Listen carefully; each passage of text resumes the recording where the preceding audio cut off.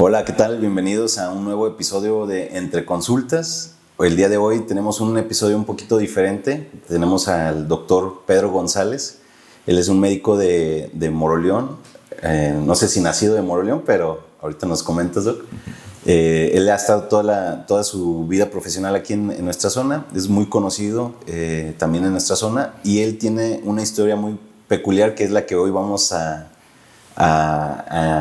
ahondar. Y es que se vivió en el COVID. Él fue uno de los médicos de primera línea de batalla en el Hospital Regional de Uriangato. Entonces, pues todo un gusto, un placer tenerte aquí, doctor Pedro. Bienvenido y pues platícanos cómo estás. Muy bien, Mau. Muchas gracias por la invitación. Pues sí, yo soy originario de Guandacareo. Ok. O sea, aquí, vecinos, cercas. Y soy hijo adoptado de aquí de Moroleón. Sí, me vine para acá y pues aquí estamos trabajando. ¿Y hace cuánto llegaste a Moroleón, Doc? En el 97. Sí.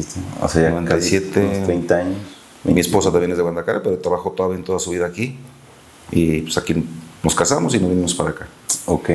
Y pues aquí hemos estado prácticamente todo el proceso ya de médico. Ok, Doc. ¿Y dónde estudiaste? Soy egresado de la Universidad Michoacana. Ok. Y estuve aquí en Moroleón cuando recién llegué como coordinador médico de algunas instituciones bancarias, de lo que era antes Vital, que después hizo HSBC, Santander, Okay. Y Scotiabank. Coordinábamos el servicio médico, dábamos el servicio médico a los bancos. Okay. Y pues en la consulta privada. ¿Y ahí con los bancos tenías como tu consultorio dentro de los bancos o cómo que la coordinabas? No, yo puse mi consultorio y armé un equipo médico con especialistas y hospitales. Okay. Y en ese tiempo, creo que todavía se hace, no estoy seguro, pero en ese tiempo los bancos, aparte de tener seguro social a sus empleados, les daban también el servicio privado. Que también al banco le convenía, porque si se va tú como empleado, te vas al seguro, pues es perder todo el día y el banco lo que quiere es que estés ahí. Sí. Entonces acá agendaban citas con nosotros, los veíamos y se regresaban en una hora, más o menos. Sí, muy similar a lo que tiene Pemex, ¿no? O empresas ya muy grandes que tienen ya sus médicos. Sí, pues era lo mismo. Okay. Lo mismo. Oye, Doc, y ahorita que me mencionas de Guandacareo, las carnitas de Guandacareo. Claro, sí, las mejores del mundo. Sí. ¿Sí tienen algo especial a diferencia de las de Moro? No, claro. O sea, pues de hecho, de aquí de Moroleón ya hay muchos de Guandacareo que se vienen para acá a trabajar y son la receta pues de pueblo. Okay. Muchos decían que eran las de Quiroga, pero con todo respeto, yo creo que las mejores carnitas son las de Guandacareo. Ok. ¿Y vas muy seguido todavía para allá, Doc? ¿Tienes familia? Sí, allá todavía. Mi papá tiene 6 años que falleció, mi mamá todavía está con nosotros, nada más que pues pasa tiempo en Estados Unidos y tiempo acá. Y sí, pues pasamos a ver allá a la familia. Hay familia todavía ahí en Guandacareo. Muy bien, Doc. Pues entrando un poquito al tema COVID, pues todos nosotros lo vivimos de cierta forma, algunos desde muy fuera, algunos desde casa, algunos sí tuvieron familiares que se enfermaron, pero tú, Doc, ¿dónde estabas cuando se anunció esto del COVID? ¿Recuerdas el momento, el día que se empezó a anunciar esto? A todos la pandemia nos agarró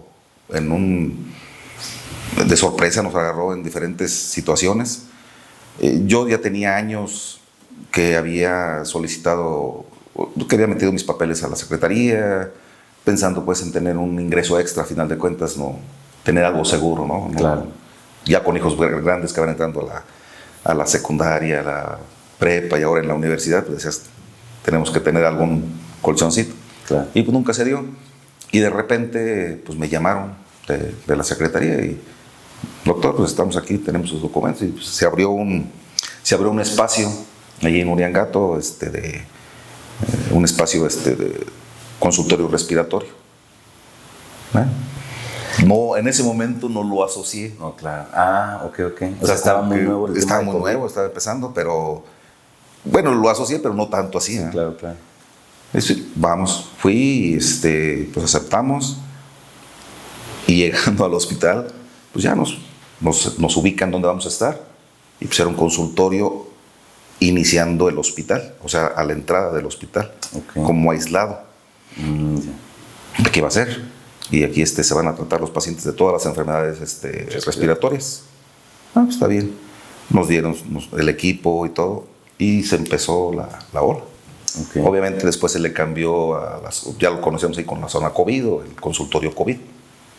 Y pues allí recibíamos a todos los pacientes de aquí de la región y de los alrededores. Oye, pero cuando tú ya entras ahí empiezas a ver que pues ya es un tema más COVID, ¿qué pasó por tu mente? ¿Tenías la magnitud de lo que estaba pasando o lo que iba a pasar o estabas todavía...? Lo que estaba pasando, sí. Porque ya empezaron a haber casos muy fuertes. Lo que se venía, ¿no? Yo creo que nadie nos esperábamos esa situación. Entonces, pues empezamos a ver pacientes y conforme pasaba, yo creo que en el estado, yo hablo del estado de Guanajuato, tuvimos mucho apoyo en la Secretaría.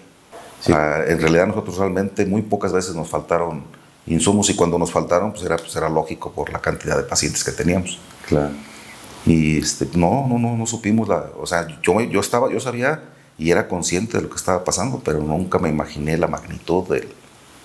Oye, Doc, ¿y tú pues tienes familia, tienes hijos? Sí. ¿Cuántos hijos tienes? 2. 2 hijos y pues tu esposa. Y tú cuando empiezas a ver lo que está sucediendo, pues en casa, ¿qué te decían? ¿Tú regresabas? ¿Tenías al inicio miedo? ¿O al inicio fue todo como, bueno, pues viene una enfermedad nueva, pues la vamos a enfrentar? ¿O cómo fueron esos inicios también en casa? Pues médicamente primero, pues afrontar, dices, bueno, ya estoy aquí, hay que aportar. A final de cuentas, la población está necesitando de esta situación, pues tenemos que aportar. Conforme va pasando, pues si ves vas viendo y se va creciendo el problema, vas viendo la magnitud real de la situación. Y empiezas a ver situaciones muy, muy fuertes.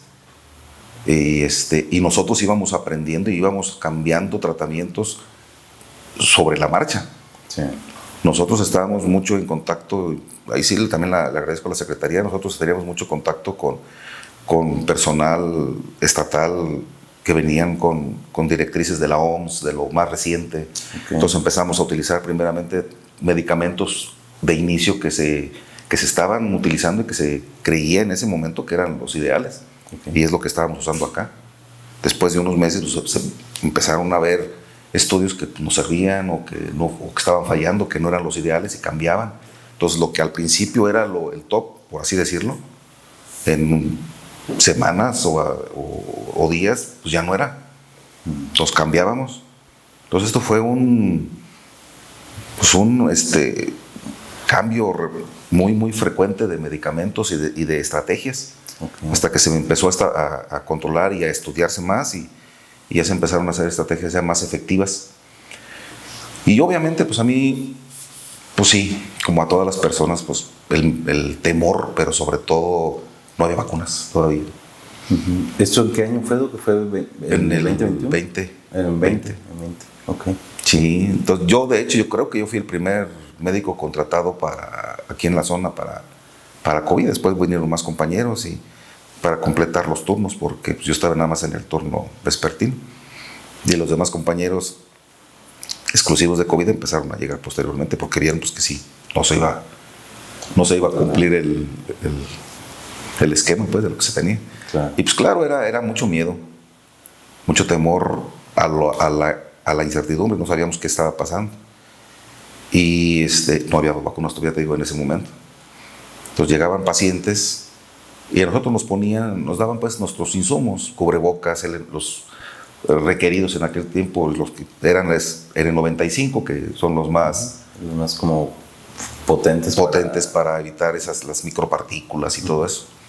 Los trajes especiales, era traer careta todo el turno, guantes, o sea, era una precaución extrema ahí en el área de COVID.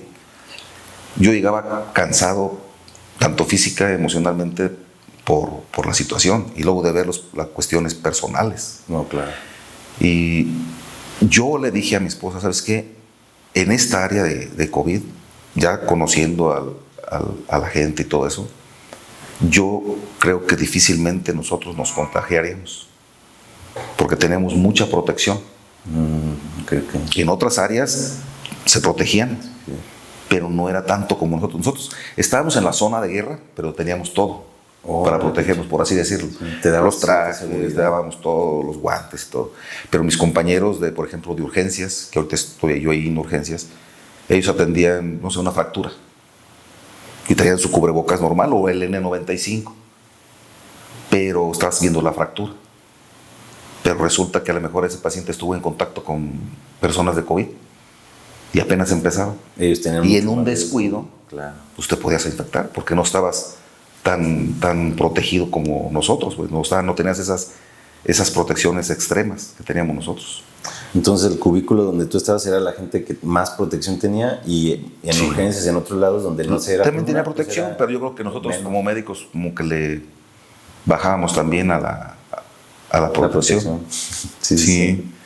Y pues no, o sea, te digo, llegaba yo marcado de la cara de traer todo el día el cubrebocas, los guantes, deshidratados, pues, era el calor, empezaba abril, mayo, y luego imagínate el cubículo ahí todo el día le pegaba el sol, más eso, entonces era muy, mis compañeras, mis respetos para las enfermeras y enfermeros ahí del hospital, en general para todos era un trabajo muy fuerte. Nosotros hacíamos la evaluación primaria del paciente que venía con síntomas y le hacíamos la prueba y era positivo, se le daban los tratamientos que en ese momento estaban más vigentes. Si no ameritaba hospitalización era a su casa con medicamentos, aislado y revalorarse al cierto tiempo. Los pacientes que ya llegaban con insuficiencia respiratoria, que ya llegaban con problemas respiratorios graves, pues a pasarlos a hospital.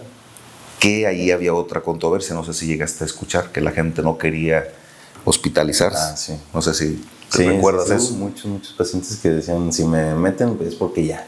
Entonces sí, o no, o lo que ahí en el hospital todo el mundo conocimos es de que no, yo no voy al hospital, en este caso el regional, porque llegando ahí me van a matar.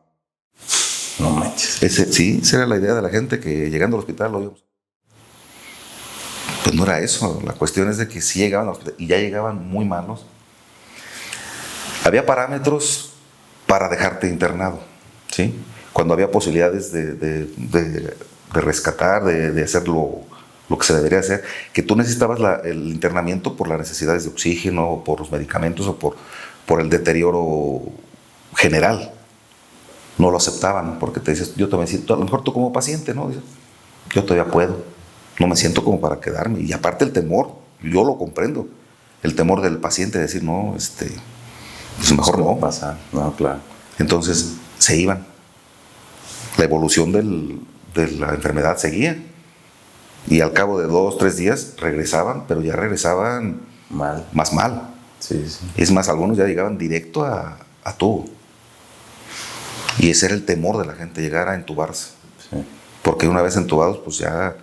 Pero sí llegó a haber mucha gente, muchos fallecimientos, como tú bien lo sabes, pero porque la gente ya cuando llegaba y requería del tubo era porque ya las complicaciones ya habían rebasado pues muchas expectativas de mejoría.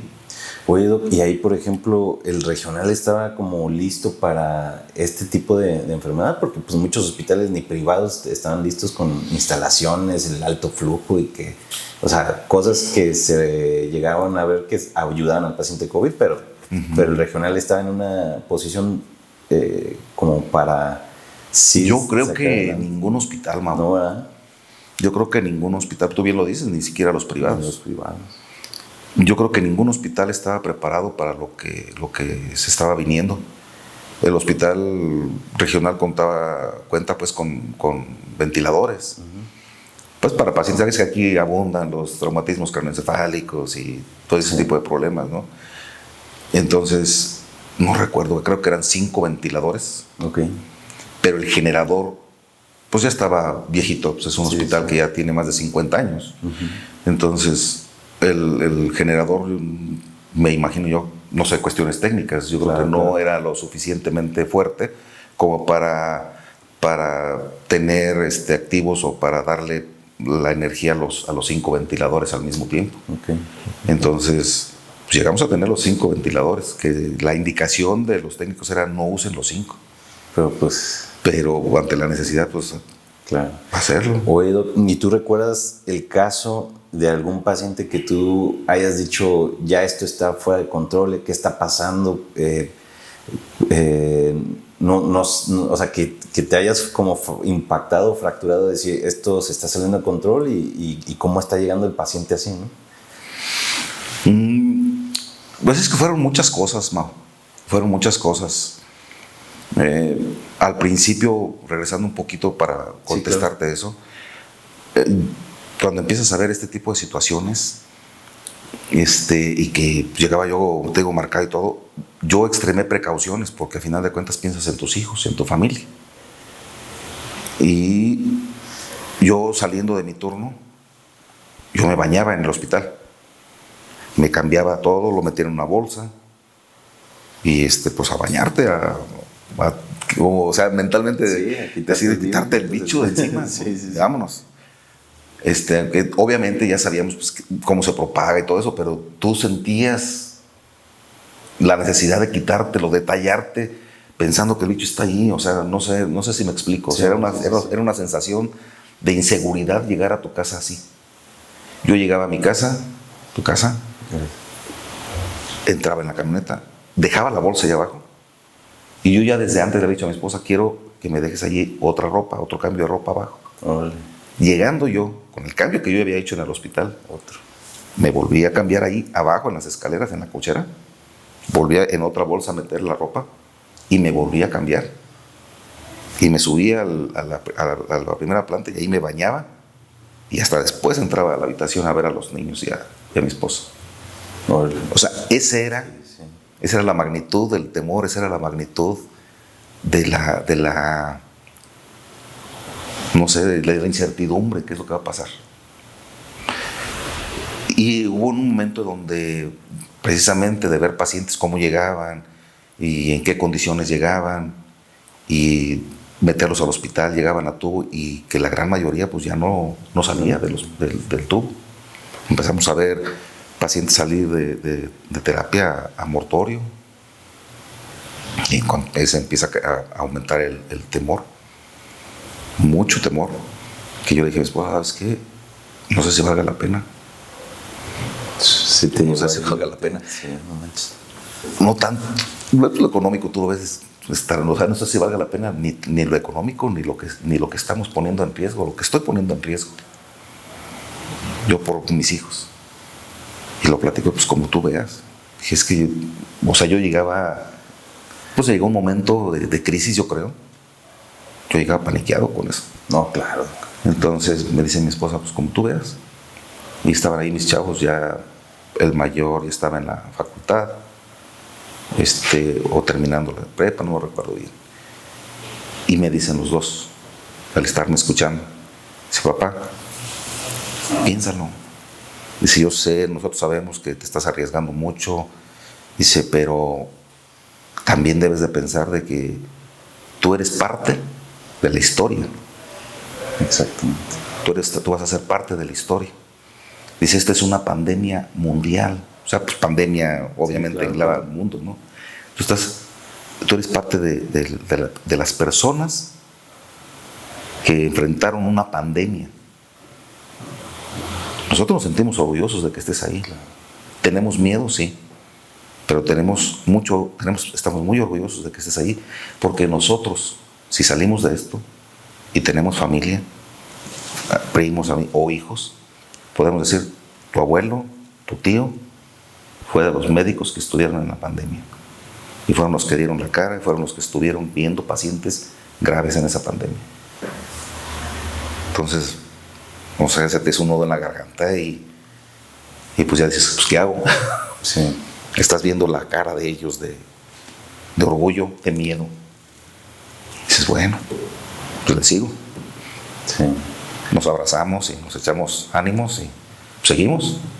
Y por ejemplo, volviendo un poquito ahí cuando estás con tus hijos y familia, luego dijiste, sí le voy a entrar. O sea, ¿sí te dieron esos ánimos? ¿O ¿Otra vez así como que pensaste en...? No, sí, fue en ese momento. Fue en ese momento que ya dijiste, o sea, te voy a echar. Sí.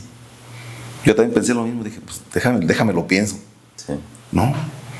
Cuando me dijeron eso mis hijos, y pues nos abrazamos y todo, le dije, pues sí, tienen razón.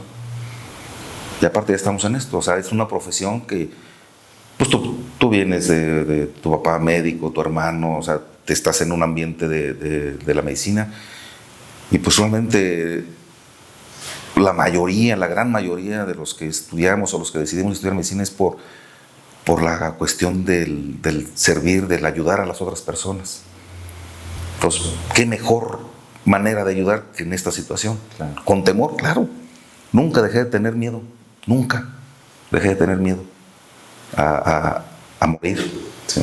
Sobre todo porque empecé a ver compañeros También eso de ahí del regional que empezaron a enfermarse, que cayeron y que muchos no la lograron. Oye, Doc, y ahí en el Regio, ya cuando pues estás recibiendo a los pacientes, ¿cuántos médicos y enfermeras eran tratando el tema respiratorio o el COVID? Pues? No me acuerdo el número, Mau, porque nosotros estábamos en el consultorio, en el de primera, en el donde recibíamos al paciente, y nosotros determinábamos o veíamos qué paciente iba a piso. Y ya dentro en piso se habilitó, es más, el hospital se cerró a cirugías programadas, a todo lo demás, y se abrió una sola área de COVID, donde estaban los pacientes de COVID. Era un área aislada, por así decirlo. Sí, no en respiradores, pero sí todo el paciente, todo el personal era con trajes especiales, con caretas, con cubrebocas N95, o sea, era todo un hospital diferente. Claro. Se transformó a un hospital COVID. Y las únicas cirugías que se hacían eran cirugías relacionadas con el COVID, porque también hubo pacientes que estaban enfermos de COVID, pero que tenían, no sé, una obstrucción intestinal o que tenían un problema intestinal grave. Entonces había que entrarle. No manches. Yo me tocó en esa época con un cirujano, fue y me pidió que le ayudara, porque nadie quería entrar. Es más, creo que no había internos, no los dejaron. Pero los médicos que estaban ahí, nadie quería entrar a ayudar. Entonces fue decirme, échame la mano. Y pues hay que hablar con mi jefe. Y le hablaron con el jefe. Sí, pues sí, dice, pero acabando te regresas. Entonces entramos al hospital, al quirófano, y esa parte del traje, más la bata quirúrgica, careta, cubrebocas, gogles. A los 20 minutos, bueno, yo ya no veía nada. Sí, de tanto... o sea, ya no veía nada. Entonces estás ahí ayudando y viendo y no ves nada. Le dije, doctor, yo no veo nada. Sí, yo tampoco. Le dije, pues, con la pena, le dije, pero me voy a quitar esto. Ya nos quitamos los gogles. Yo gogles y aparte lentes, o sea, imagínate. Yo los daba como topo, yo no sabía ni qué. Total, nos lo quitamos y en nombre sea de Dios, a ver que no pase nada. Y fue de la manera que pudimos terminar esa cirugía, pero pues sí, el temor. Claro. No sé si recuerdes, los anestesiólogos eran los más expuestos, porque ellos entraban a vía respiratoria para entubar. O sea, sí. Entonces tenían que estar ahí cerca viendo para poder entubar. Sí. Ellos estaban súper expuestos y muchos compañeros, muchos conocidos que fallecieron eran anestesiólogos. Sí. No sé si también aquí en el hospital. Acuérdate que hubo varios aquí con los compañeros de los Álamos. Sí. Entonces, ellos estaban muy, muy expuestos. Inclusive se hizo una mexicanada de hacer una barrerita de ¿Como un protector? Sí, como un de polietileno, no sé de qué era, así, en el paciente, en la cabeza del paciente, para poder estar entubado. Sí. Pero sí fue una situación difícil. Oye, Doc, y por ejemplo, yo recuerdo mucho que empieza a subir el tema del COVID, empiezan a subir los casos, y empieza, en vez de haber como un orgullo al médico, como apoyo al médico en los hospitales públicos, empieza a haber como esta negativa, porque yo escuchaba, no me quisieron recibir, no, que allá, como tú dices, nos van a matar, no, que no quieran. Empieza a haber como una situación como si ustedes tuvieran algo que ver o la culpa, ¿no? ¿Tú llegabas a sentir eso o fue como algo que No, sí. lo viste? ¿Sí? Sí. De hecho, pues es muy fuerte porque hubo situaciones muy difíciles.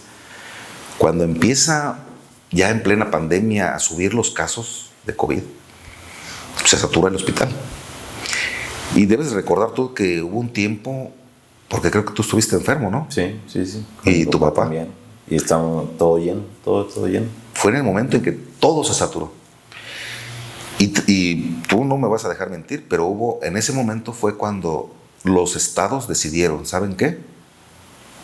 Cada estado se va a hacer cargo de sus pacientes. Porque se estaban saturando, por ejemplo, aquí nosotros en el Regio nos estábamos saturando de pacientes de Michoacán, de Santana Maya, de Cuitzeo, de Guandacareo, de Morelia inclusive, de acá de Querétaro, o sea, nos estábamos llenando de pacientes externos, y cuando llegaban los pacientes de Uriangato, Moroleón, Yuriria, de la zona, ya no había. Pues obviamente se empezaron, pues, ¿qué pasa? Entonces empiezan a ver, obviamente, me imagino los de gobierno, las cuestiones gubernamentales y todo eso. ¿Saben qué? A partir de ahora se va a atender pues en el consultorio de COVID, se va a hacer la evaluación primaria, pero si requiere de hospitalización, a su estado. Y solamente se van a atender a pacientes del estado, dando prioridad a la zona, Uriangato, Moroleón, Yuriria. Entonces, pues empezamos a hacer eso. Y recuerdo un caso muy fuerte. Bueno, fue uno de tantos, pero ese más. Llega un paciente, creo que era de Michoacán. Porque llegaban las ambulancias al frente, nos pusieron en ese lado porque era la entrada principal y ahí llegaban ambulancias.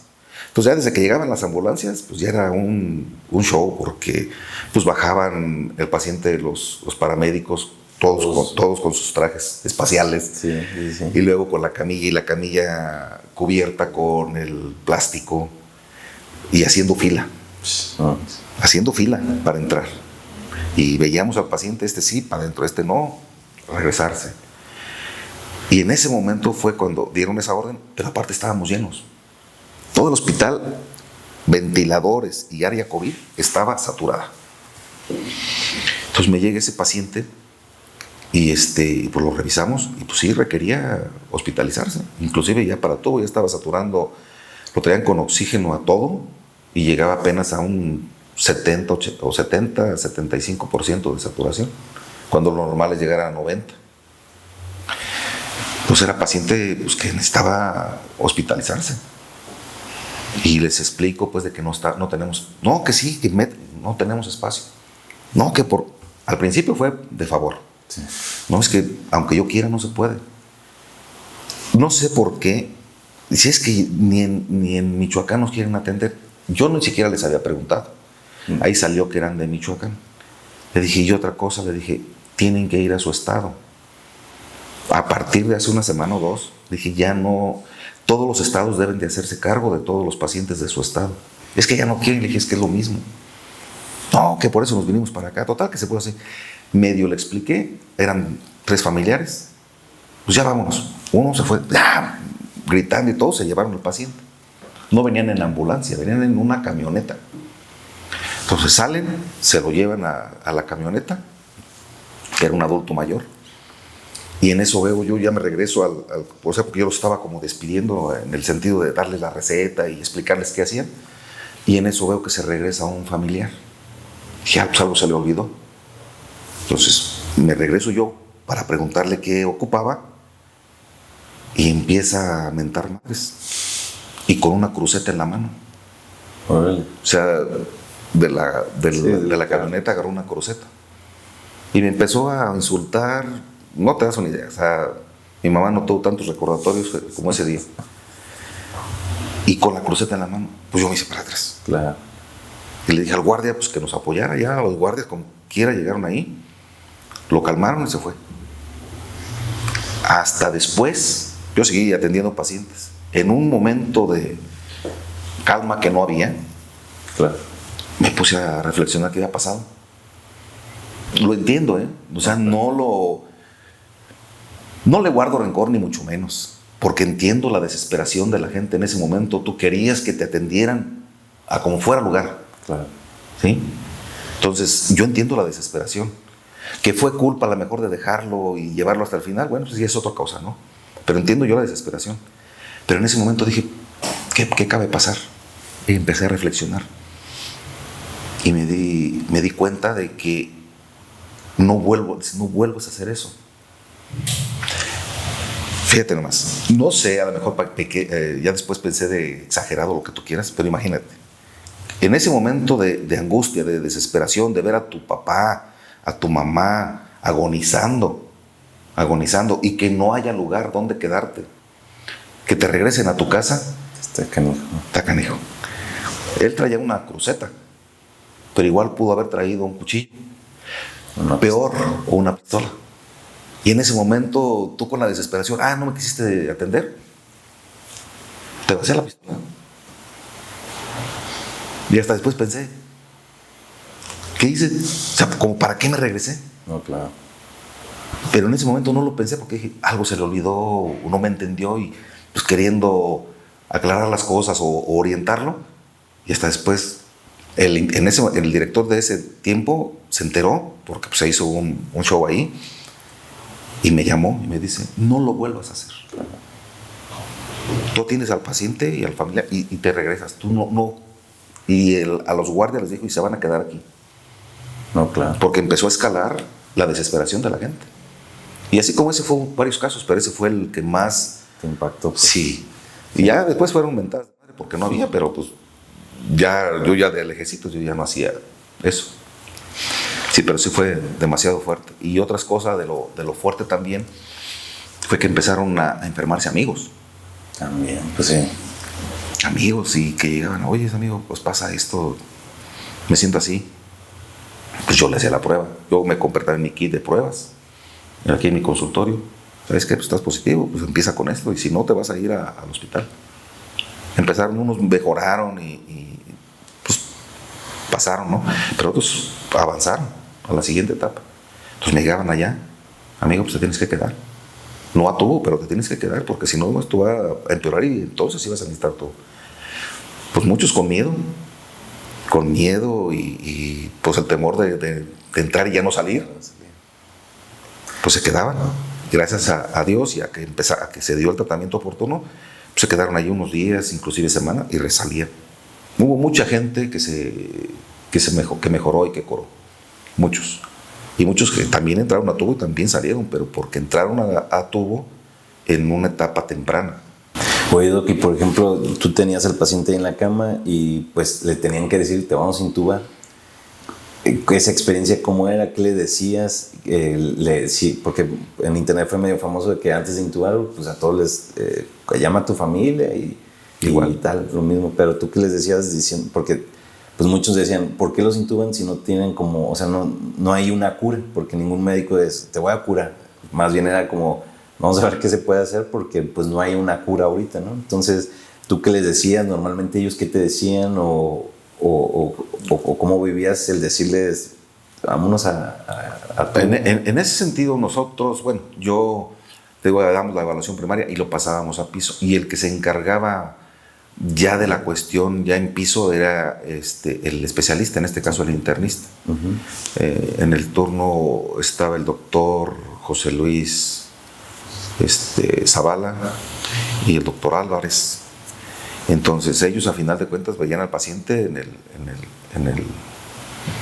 el área, sí. Ya de hospitalización, y ellos fueron los que cuando se ocupaba decirle a los pacientes, y así como tú dices, me tocó estar ahí en varios con ellos, donde se les explicaba, su paciente requiere entubarse, ya se está cansando, porque esa era la cuestión de que ya no podían respirar, por más que jalaban aire ya no entraba el aire al pulmón, entonces necesita entubarse.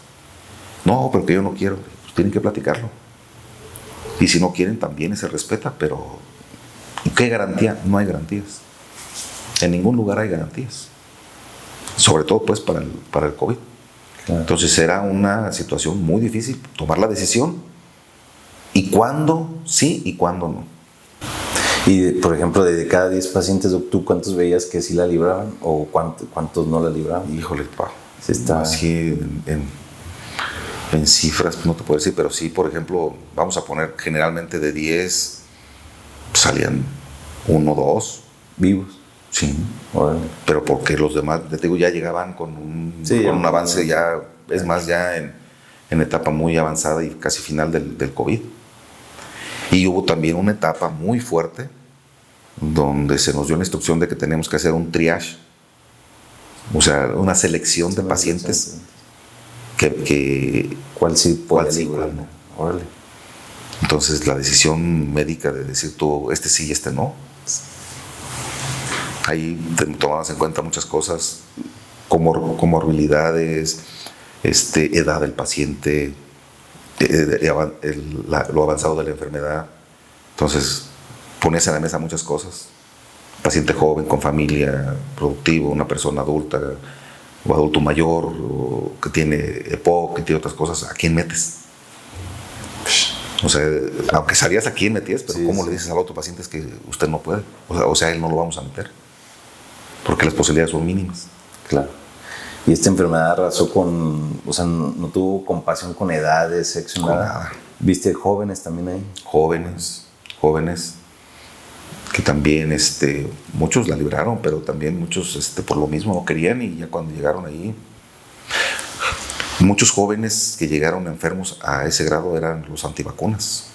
Tuvimos muchas personas antivacunas que ya llegaban ahí, pues, malísimos. Porque ya fue una etapa cuando se empezaron a vacunar, que no querían vacunarse. Sí, ya cuando nosotros nos dieron la vacuna, pues ya medio te tranquilizas, pero después te diste cuenta de que no. O sea, aunque te dieras la vacuna, te seguía dando la enfermedad y podías haber llegado a necesitar ese tipo de terapias. Claro. Oye, Doc, ¿y tú estuviste cuánto tiempo? ¿2 años? ¿Fueron 2 años la pandemia? ¿Son 2, 3 años? Pues todo el 20, 21. Y 22, ¿no? Sí, 22. Porque ya después todavía seguimos allí en el COVID, pero ya era más. Pero sí fue toda la pandemia. No, pues es que sí es un tiempo pues bastante fuerte, de horas después de horas de chamba, de tus protocolos. Y en ese tiempo, ¿no te enfermaste tú, Doc? ¿O sí te enfermaste? Fíjate que qué buena pregunta. No, durante el proceso, sin vacuna, durante ese proceso, creo que no me infecté. Okay. Digo creo porque, o sea, no hubo, era más bien cansancio. Y yo, como le decía a mi esposa, mientras nos sigan dando esta protección, o sea, y yo tengo va a ser más difícil que yo me enferme. Claro. Posteriormente nos dieron la vacuna y seguimos igual. Yo me aventé casi 2 años sin vacaciones. Y aparte no había personal. Si yo me iba, ¿quién se quedaba? Entonces, pues te digo, fueron casi 2 años sin vacaciones. Entonces, pues era mucho el cansancio ya, mental. En un fin de semana, recuerdo, sí te relajas, ¿eh? O sea, ya después de acá usas cubreboca y todo, pero como que más relajadito. Ya vacunado, y ya después de tiempo de vacunado, como en la segunda oleada, en un convivio familiar, obviamente llegan los parientes de Estados Unidos a visitar, todo con precaución, ¿eh? Okay. Allá sí vacunados hasta 2 veces. Sí. Entonces, se van y todo, y empecé a sentirme, pues, raro, gripita y todo eso. Pero se me va el olfato y se me va el gusto. Y ya. Ya es que ser como el indicador. El indicador, ¿no? Qué feo es comer sin que te sepa nada y no oler nada. Y yo al principio dije, es por la constipación. No, hombre, agarré un fabuloso ahí. Nada. Dije, no, sí, ya. Me hice la prueba, yo solito, y sí, pues positivo. Fue de la manera, pues ya hablé al hospital y me revisaron. Y fue la manera que me dieron días de descanso. Okay. Gracias a Dios no me fue tan mal. Pues nada más dolor de cuerpo, cabeza, fiebre en unos días y ya. Y se contagió también mi esposa. Y a mis hijos los mandé lejos. O sea, ustedes allá no se vengan para acá. Y fue de la única, fueron esa vez y otra más, ya mucho más avanzado. Fueron como 2 veces. Ok. pero nunca grave. Pues. nunca grave. Siempre Gracias a Dios. en casa te curaste. Sí, con reposo. La segunda sí me fue un poquito más mal, pero igual. Ok. Bien. Oye, Doc, ¿y un médico está preparado para ver este tipo de cosas? Porque yo a veces le digo a mi papá, de tanta cirugía, haz de cuenta, yo estuve en Canadá como 10 años y ahí hay gente que sí fue a Irak, o sea, sí ahí conoces a muchos militares que han estado en guerras. Uh-huh. Entonces ellos vienen y tienen un trauma postraumático. Digo, sí. Bueno, un síndrome postraumático. Y yo los conocía y veía, y pues yo sí veía como ciertas actitudes que decían, no, pues este cabrón sí está medio tocadón de lo que ven, pues, porque luego te cuentan y también dices, no, pues ¿quién no quedaría así, no?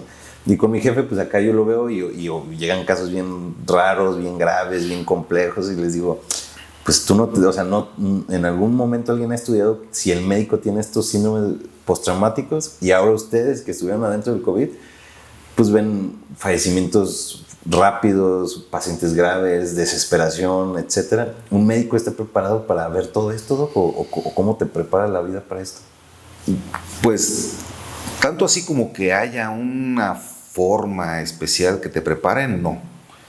La carrera de medicina es una carrera muy, muy bonita, muy sacrificada. Eso sí, también muy sacrificada, muy de vocación, realmente.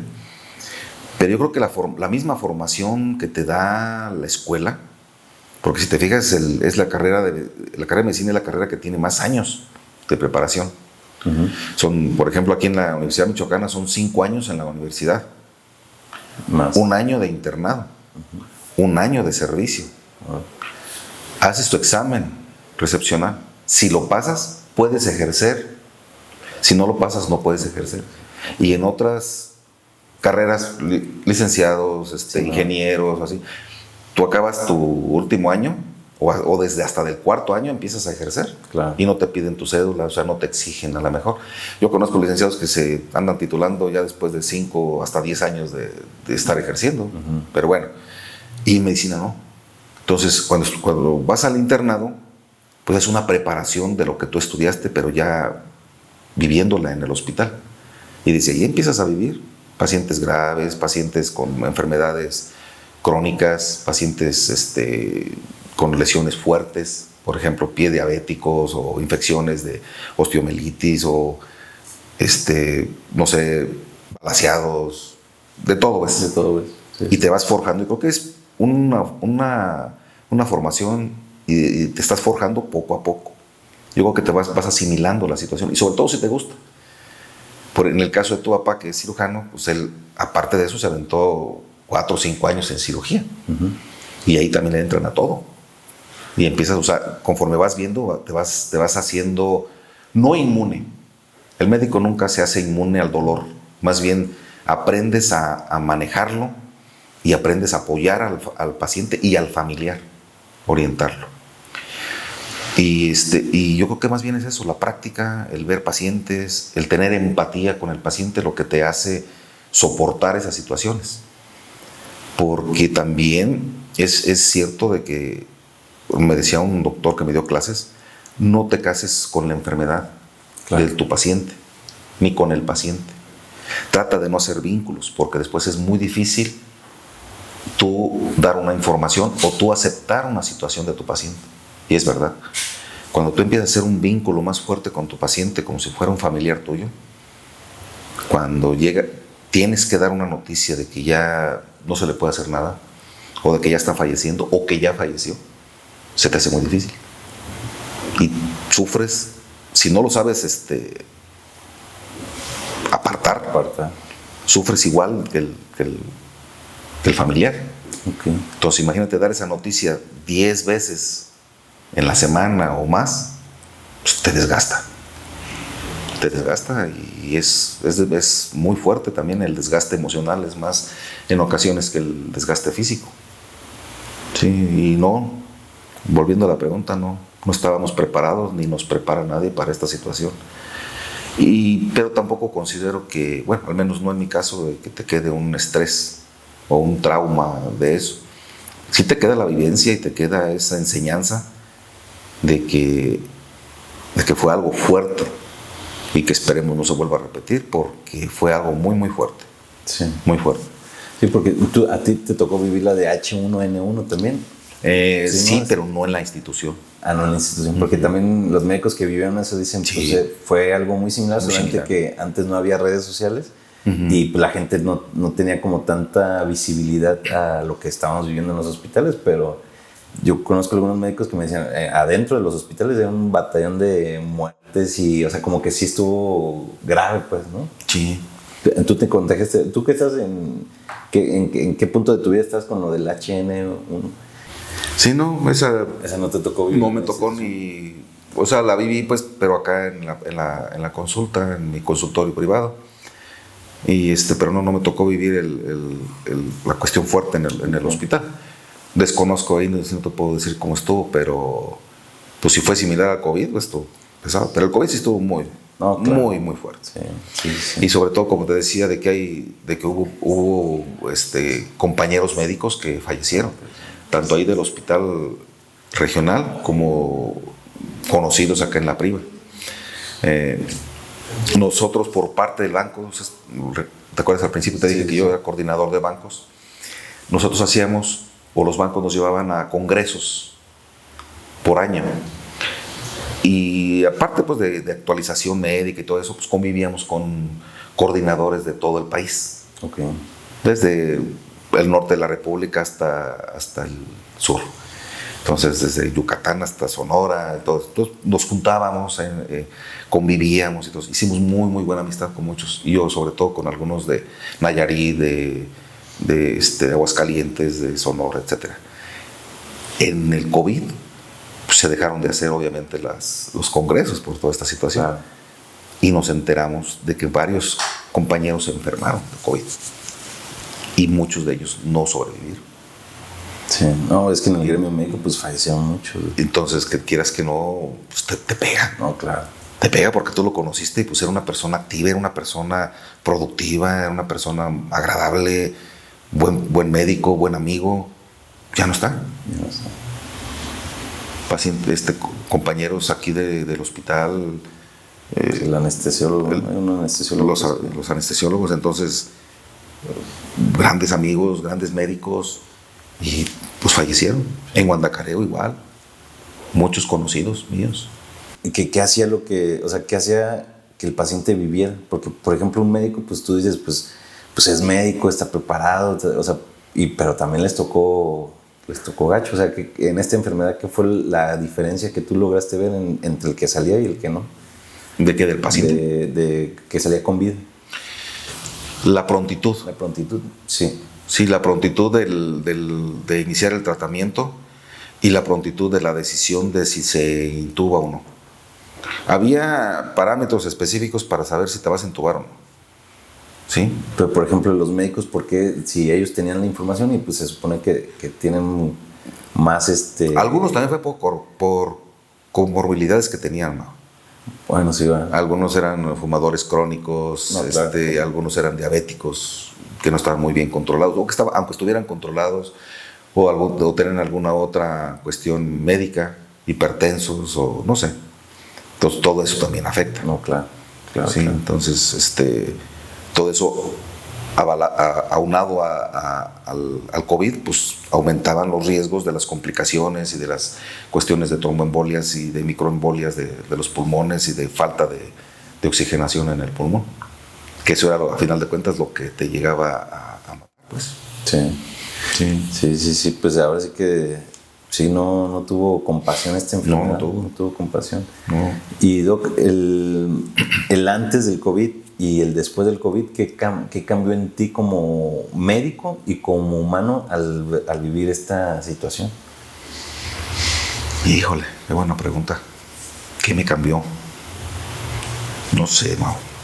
Pues personalmente, a lo mejor nunca me consideré arrogante, pero no sé, pues eso dice uno, ¿no? Claro. Pero yo creo que te aterriza este tipo de situaciones, te asienta en el piso, en el lugar, y te dice que debes de hacer las cosas lo mejor que puedas y no no querer hacer más de lo que puedas. Que en ocasiones tú quieres hacer mucho más, pero la misma vida te dice, esto no lo vas a poder. O sea, hasta aquí puedes, hasta aquí hazlo. Y ser más empático. A lo mejor de repente yo era de los que llegaba un paciente y si les repetía las cosas y no entendía y volvía otro día, volvía a la siguiente consulta y no se tomaba sus medicamentos. Pues a lo mejor tú no eres médico, pero tú lo has visto aquí, de que un diabético, si no se cuida, lejos de curarse, llega después con complicaciones. Entonces dices tú, por favor, si lo único que tienes que hacer era tomarte tus pastillas. Yo me llegaba a molestar con mis pacientes. No, claro. Y les decía, oye, esto es cuestión tuya, por favor. Entonces eso también ya lo cambié. Sí les hablo, sí les digo que están haciendo las cosas mal, pero ya no como era yo antes. O sea, ya digo, bueno, son creencias, son idiosincrasias que tienen, entonces más bien tratar de llegarle al paciente por otro lado, Claro.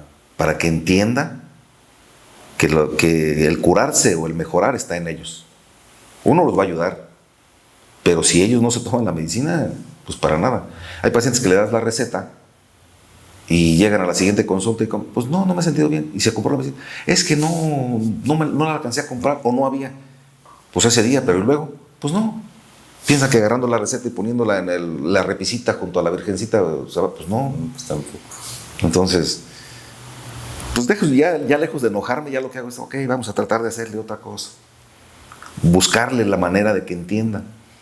Me doy más tiempo de explicarles al paciente qué es lo que tiene que hacer y pues esperar a que lo haga. Pero pues a lo mejor en ese sentido eso fue lo que me cambió. Y en mi familia, pues el saber de que siempre lo sabes, ¿no? Que no eres eterno. Claro. Y que en cualquier momento pues estás con tu familia y puede ser que ya no tengan tu apoyo por un descuido, por lo que tú quieras. Pues tratar de cuidarte, tratar de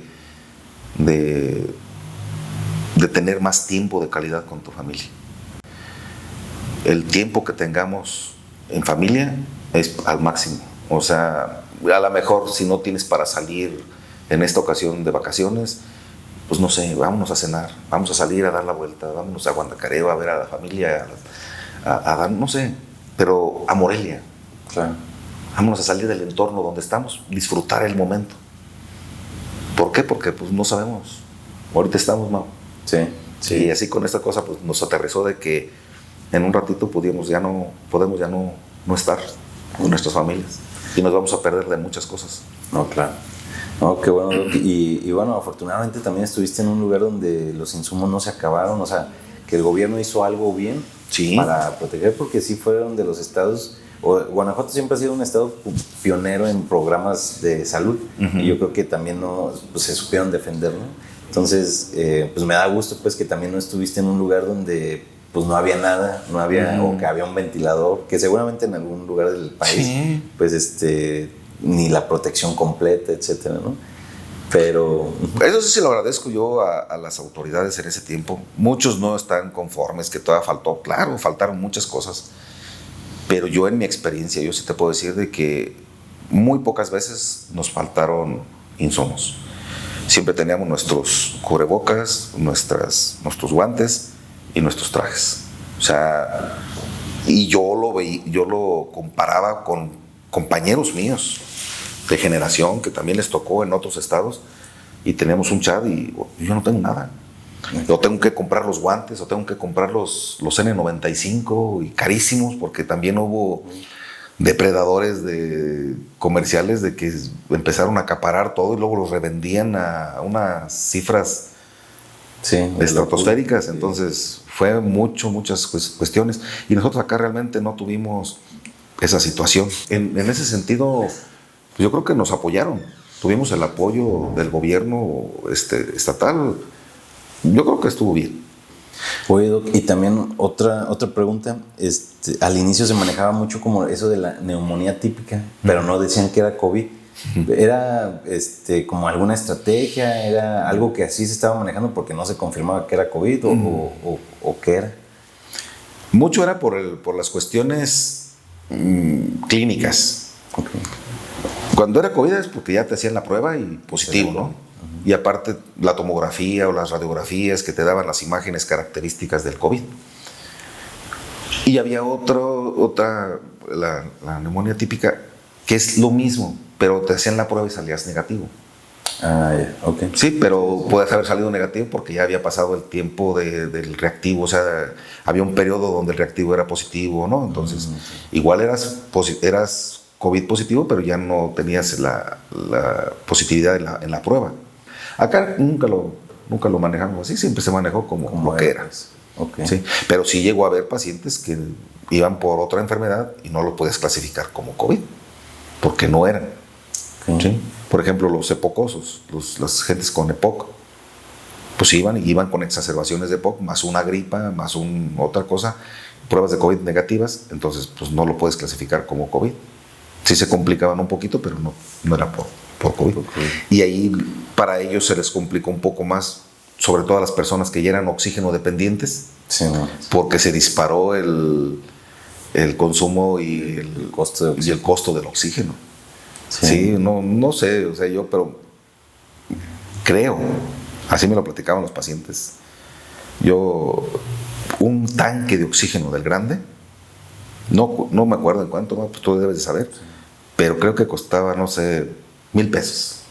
No sé, renta o lo que tú quieras. Sí. Y no me estoy yendo normalmente. Sí, normalmente. Pues, en el COVID, creo que llegaron hasta 10,000, 20,000 pesos, hasta 40,000 pesos un tanque de oxígeno. Que a mí se me hizo. Sí, no, sí, es que una depredación que dices tú, no. Es que la demanda estaba bien fuerte. Cuando mi papá estuvo en lo del COVID también, creo que sí nos costaron como 15,000 pesos los tanques. Que te lo rellenaran era, pues sí, era 5,000 pesos. Una locura. Y el concentrador, pues sí rendía un poco más, pero pues también 45,000 pesos. Y hubo gente que, a final de cuentas, le sale el empresario, ¿no? A muchas personas le sale lo empresario y lo emprendedor. Entonces empiezas y, ¿sabes qué? Yo tengo, no sé, 50,000 pesos y voy a comprar concentradores de oxígeno. Y empezaron a comprar concentradores de oxígeno y después los revendían si tú invertiste 50,000 pesos y compraste 10 concentradores, tú vendías uno en lo que compraste los 10. Sí. Y luego lo volvías a invertir. Pero se aborazaron muchos y se quedaron, a la última empezaron a hacer un compradero y la gente ya no encontraba. No, pero yo te lo vendo. Y la gente con la necesidad lo compraba. Sí. Gracias a Dios empezó a medio controlarse las vacunas y todo eso. Y después los andaban casi regalando. Es que ya se quedaron con un stock ahí de todos los concentradores y ya después no hallaban qué hacer. Sí. Pero también eso fue mucha avaricia y mucha. Pues yo entiendo, cuando eres una persona que te dedicas a los negocios, pues buscas ganar, ¿no? Pero eso de ganar con el dolor y con la tragedia, híjole. Y fíjate que no solamente fueron los tanques, yo también conozco algunos hospitales que aceptaban los pacientes COVID, porque en hospitales privados que no tienen la infraestructura, pues yo en algún momento, porque pues yo también estoy más del lado no médico, yo les decía, ¿cuál es el motivo de por qué no aceptamos pacientes COVID? Y me decían, ponle tú que llegue y no se complique, lo sacas adelante. Pero en la primera complicación no tenemos una estructura. Entonces, pues no puedes meter a un paciente si tú sabes que en la complicación no le vas a dar continuidad a su tratamiento. Exacto. En algún momento vas a tener que trasladar. Sí, pero yo conozco muchos hospitales que con lo sencillo que estaba su estructura, decían, tú pásale. Y hicieron mucha lana, pero pues sí son hospitales que ya hoy yo platico con algunos médicos que estuvieron ahí y todo, y decían, no, era una locura, pues porque pues no podíamos hacer nada, no teníamos nada. Yo estuve, cuando me empecé a enfermar, fui a un hospital en Morelia, y el médico, creo que era un médico internista, así literal se acercó conmigo y me dijo, tú estás empeorando. Aquí no te van a decir que no tenemos con queso, pues. Entonces, dile a tu familia que te saquen. Porque él me ubicaba, pues porque pues habíamos chambeado por fuera. Me dijo, si te complicas poquito más de lo que estás aquí, no vas a salir. O sea, te vas a meter en una situación muy, muy fea. Y dice, yo pues te conozco, no quiero como que esa situación. Y ya como yo le marqué a mi hermano, preguntó de qué iba a pasar, y pues eran puras negativas, era muy enfocado todo el dinero. Era de que pues el que tenga dinero. El que tenga dinero. No, afortunadamente sí me sacaron, pero bueno, eso ya es otra historia. Y Doc, pues tú que te quedas con lo de la pandemia, ¿qué es lo que más te dejó a ti pues vivir esta experiencia? Que es algo que la población también debería de saber de los médicos que estuvieron en esta situación, porque hoy ya todos agradecemos, pues obviamente a los médicos, enfermeras, a todos, a todos que estuvieron en un campo de batalla bastante difícil, pero en ese momento a lo mejor eran los no comprendidos y también a pesar de eso, estaban chambeando bien canijo, pues, o sea, no tenían descanso, 2 años sin descanso. Entonces, ¿qué te quedas tú? ¿Qué le dirías también a la población, a los médicos, enfermeras que estuvieron Pues ahí? primero que nada, así rapidito, Sí, claro. en ese tiempo también mis compañeros enfermeros y enfermeras, cuando iban a trabajar aquí en México, en todas partes, que le ocupaban de subirse a un servicio público, ¿llegaste a saber eso? Sí.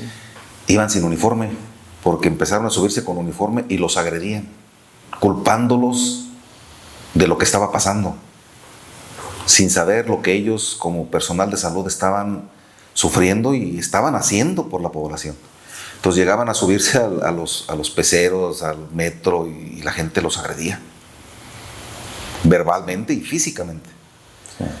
Entonces, retomando eso, en primer lugar yo quiero, pues en este caso públicamente, agradecer. Yo se los he dicho a mis compañeros ahí en el hospital y públicamente se los quiero decir a mis compañeros médicos que estuvieron en el COVID conmigo, a las enfermeras, enfermeros. Gracias por lo que hicieron. La población debe de saber lo que se hizo, lo que se sufrió. Y yo sí les doy gracias a todos ellos, porque gracias a su dedicación, gracias a su esfuerzo, gracias a su trabajo y a su compromiso, muchas gentes se salvaron, muchas gentes. No se pudo hacer, desgraciadamente, por todas, pero muchísima gente se salvó y gracias a la dedicación de los médicos que estuvieron allí en el área de COVID, de los enfermeros, que eran los encargados de pasar medicamentos, de estarlos cuidando, de estarlos pronando, de estarlos moviendo. Sin ellos esto hubiera sido todavía un caos más fuerte. Gracias a todos los compañeros, en verdad, gracias por todo lo que hicieron. Y a la población en general, lo único que les pido es empatía con el médico, con la enfermera, y recordar lo que pasó en el COVID. Y de alguna manera piensen en eso y agradezcanlo, en silencio a lo mejor, pero agradezcan lo que hicieron las enfermeras y enfermeros y médicos de los hospitales para ayudarlos en esta situación. Y ahorita que ya no hay COVID, en todos los hospitales, tanto privados, pero sobre todo los públicos, tener un poquito también de empatía con el médico. En ocasiones se complica la atención por la gran cantidad de gente que hay, pero no es porque no se quieran ver, sino que hay urgencias que se tienen que ver. Yo estoy ahorita en el servicio de urgencias y en ocasiones la gente piensa que nada más estamos viendo la consulta, pero estamos viendo la consulta y estamos viendo urgencias que están entrando por otra puerta, que son ambulancias, que son heridos, que son gente más grave. Entonces, obviamente estamos dejando la consulta de una gripita o de una diarrea o de un dolor de cabeza más horas de lo normal porque se están atendiendo urgencias verdaderas. Y no es porque no queramos atenderlos en ese momento, sino que se tienen que atender las prioridades, ¿no? Claro. Y sobre todo que sepan que el personal de salud, médicos, enfermeras, estamos para ayudarlos, no para perjudicarlos. Y siempre lo vamos a hacer. Siempre lo vamos a hacer y con buenas o malas referencias o comentarios de la gente, pero el médico y la enfermera siempre va a hacer eso. O sea, esa es una característica del gremio de la salud, que independientemente de lo que se hable de nosotros y que se diga, siempre se va a atender a la persona con las mismas ganas, con la misma empatía y siempre tratando de ayudarlos a que mejoren. Y en cuanto al COVID, pues yo espero que nunca más vuelva a pasar esto porque no estamos preparados. A lo mejor ahora ya tendríamos un antecedente, claro. Pero en muchas partes no estamos preparados para una situación tan fuerte, tan caótica. Ojalá también las autoridades les sirva como de un previo, un entrenamiento de lo que pasó y sacar las cosas que estuvieron mal o que faltaron para prevenir cualquier otro tipo de situaciones. Claro. Ay, qué bueno que les agradeces, porque todo esto sí fue gracias a los equipos. Todos. A los equipos, porque no era una enfermedad que una persona lo pudiera resolver. Yo que estuve ahí en terapia intensiva también, yo veía cómo un paciente requería al químico, al enfermero, al que te prona, que dices que es el que te voltea, al intensivista, a la persona que te está pues ahí también limpiando las secreciones, los camilleros, o sea, es un mundo de gente la que participó en lo del COVID. Y sí, o sea, yo solamente vi equipos. Obviamente sí había personas que podían haber tenido una opinión diferente, pero yo siempre les digo, primero que nada, yo nunca he conocido un médico que actúe como en dolo. Nunca. Las complicaciones en quirófano, pues son complicaciones, no es de que el doctor quisiera que se complique. Obviamente el doctor lo que menos quiere es que se complique. Claro. Entonces, o también cuando me dicen algo del regio, yo les digo, pues, o sea, a lo mejor tuviste una mala experiencia, pero también el regio o las instituciones públicas han salvado muchísimas vidas también. O sea, tampoco podemos como pensar solamente en lo negativo, ¿no? Que también en hospitales privados claro, pues, también tienen experiencias malas, complicaciones, o sea, es lo mismo, pues, ¿no? Pero sí, yo creo que el equipo que se armó en el regional y en todas las instituciones públicas, pues fue fundamental para que muchos sobrevivieran, y pues los que no, pues también debemos de entender pues que así fue enfermedad que nadie quisiera, pero pues también luchamos contra algo muy grande, ¿no? Sí. Y sí, eso que dices es muy cierto, Mau. Se hizo un gran equipo, se forjaron amistades muy fuertes. Yo a todas las personas que estuvieron en mi turno se los agradezco de corazón, enfermeras, médicos, todos.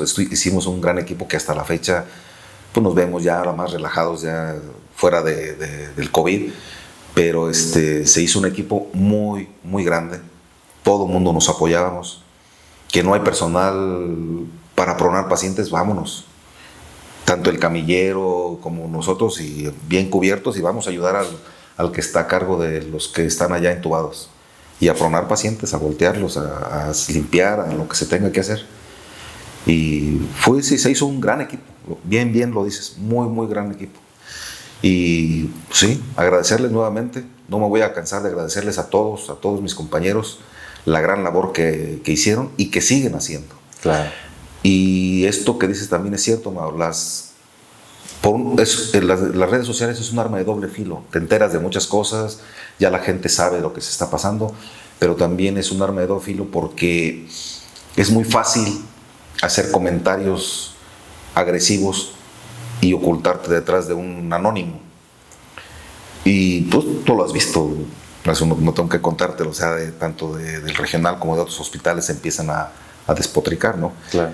Y son malos negativos porque es muy fácil, te digo, hacerlo de forma anónima.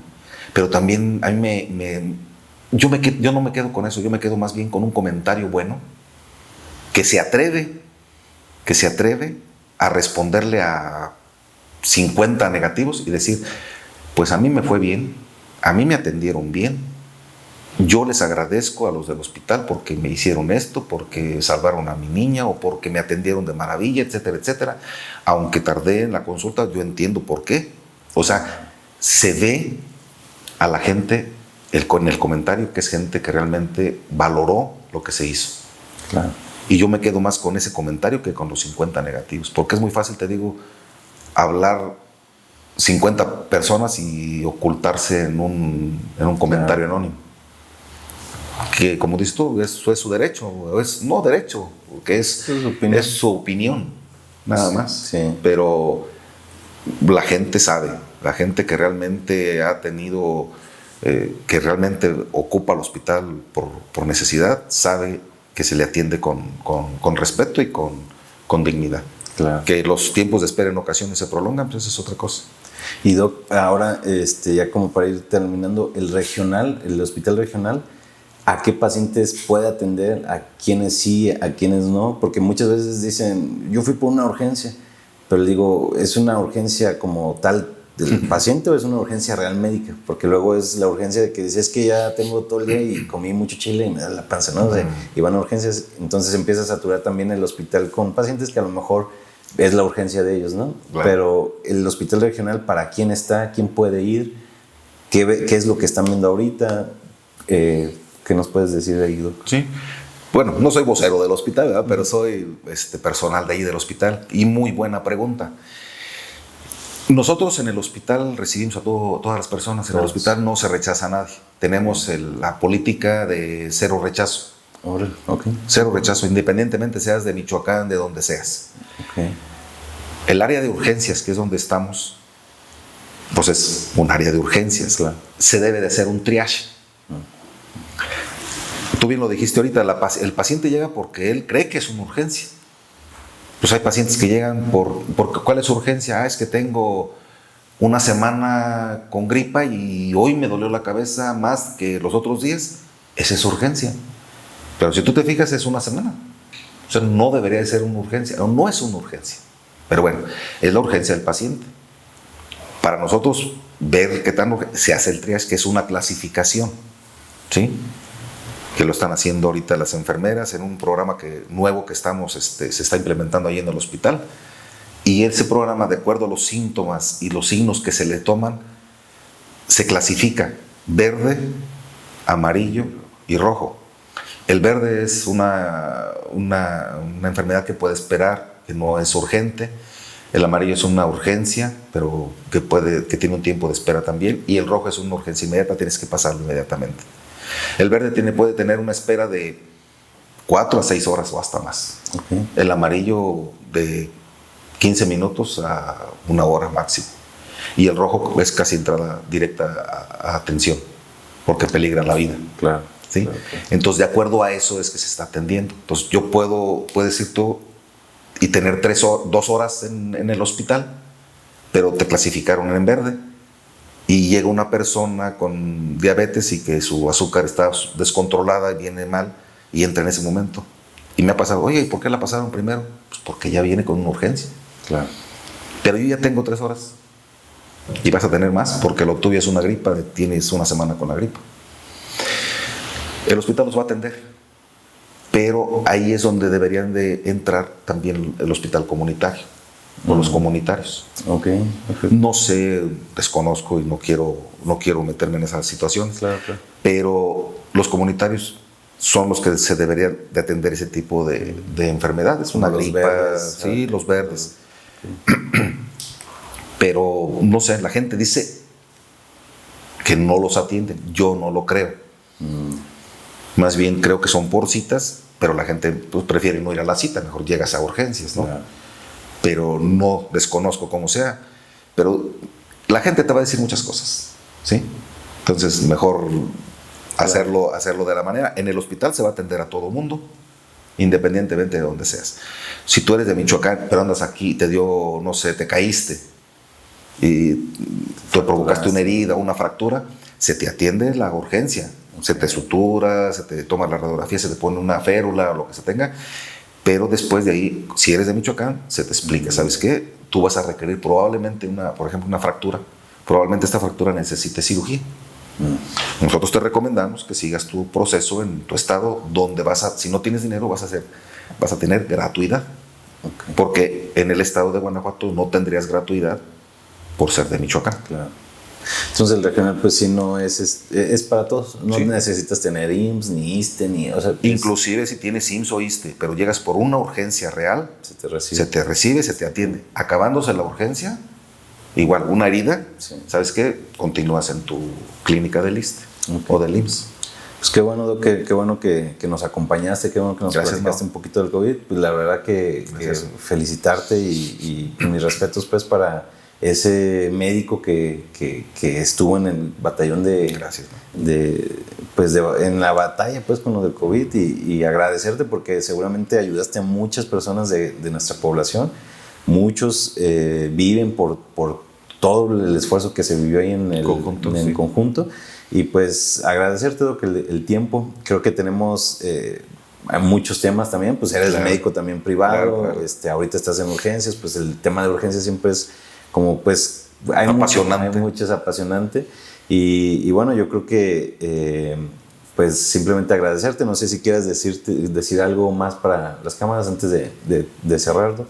Pues más que nada agradecerte, Mau, por la invitación y qué bueno que tengas esta iniciativa, sobre todo para que la gente se entere de otras, o sea, tener el otro punto de vista, ¿no? Además de lo que se oye, y agradecerte la invitación y pues nuevamente reiterar mi agradecimiento a mis compañeros y a mi familia. Sí quiero terminar diciendo que le agradezco mucho a mi familia, su apoyo, siempre fue un apoyo incondicional y la fuerza que me dieron para continuar y para seguir adelante, sí. Y que me siguen dando. Sí, ¿no? Y ahí yo aprovecho a saludar a Mari y a tus hijos, que los conozco. Bueno, a tus hijos un poco más de lejos, pero pues a Mari sí la conozco. Sí, ya los dos también están en medicina. No sé. Igual no quisieron otra cosa. ¿Los dos en medicina? Sí. El mayor ya está haciendo su internado. Ahorita está pasando por una situación, pero su internado, y el más chico está en segundo año de la facultad. Bueno, no, pues felicidades, Doc. Saludos ahí también a Marek y también decirles pues que la familia sí es fundamental para estas situaciones que pues tú, Doc, la viviste dentro del hospital gacho, pero también llegar a un hogar donde a lo mejor está el rechazo y el que te vieran feo, pues pudo haber sido 10 veces peor, ¿no? Pero como pues tuviste el apoyo, pues qué chido por ese núcleo. Y bueno, pues muchas gracias, Doc. Gracias, Doc. Muchas gracias. Estamos pues cerrando este capítulo y nos estamos viendo en el siguiente capítulo de Entre Consultas. Gracias, Doc.